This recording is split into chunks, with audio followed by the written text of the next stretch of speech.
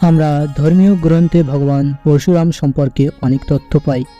পরশুরামজিকে ভগবান বিষ্ণুর ষষ্ঠ অবতার বলে মনে করা হয়, তবে অন্যান্য দেবদেবীর মতো পরশুরামজিকে পূজা করা হয় না।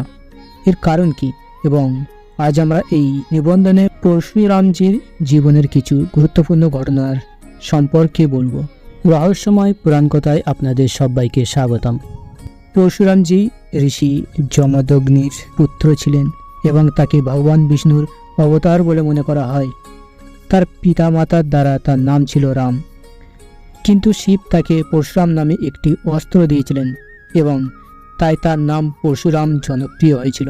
পরশুরামজির গুরু হলেন স্বয়ং ভগবান শিব। বিশ্বামিত্র ও ঋচিকেশকেও তার গুরু বলে মনে করা হয়। ভীষ্ম, দ্রোণাচার্য ও কর্ণ ছিলেন পরশুরামের শিষ্য।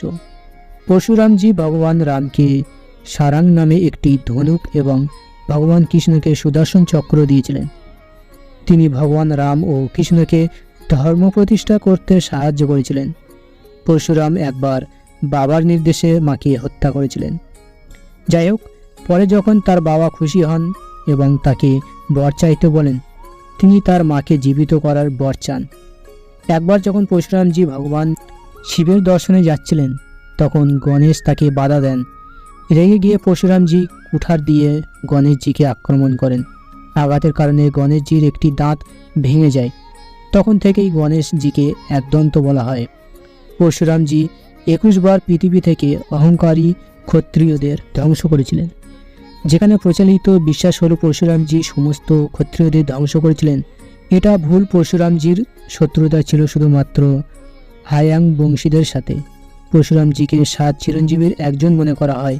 যেখানে ভগবান বিষ্ণুর অন্যান্য সমস্ত অবতার পৃথিবী ছেড়ে চলে গেছে, তাই ভগবান পরশুরামজিকে পূজা করা হয় না, বরং আহ্বান করা হয়।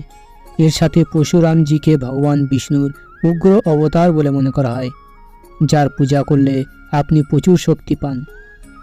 একটি স্বাভাবিক সত্তা অনেক শক্তি নিয়ন্ত্রণ করতে পারে না, তাই অনেক লোক তাদের পূজা করে না। যাই হোক, যারা যোগ ব্যায়াম এবং ধ্যানে পারদর্শী তারা এখনও পরশুরামজিকে ডাকেন। পরশুরামজি শ্রুতি ও আহ্বান করলে ব্যক্তির বীরত্ব ও সাহস বৃদ্ধি পায় এবং ভক্তি অতীন্দ্র জ্ঞান লাভ করেন। ভগবান পরশুরামের উপাসনা করা দুঃসাহসিক কাজ করা লোকেদের জন্য খুব শুভ প্রমাণিত হতে পারে।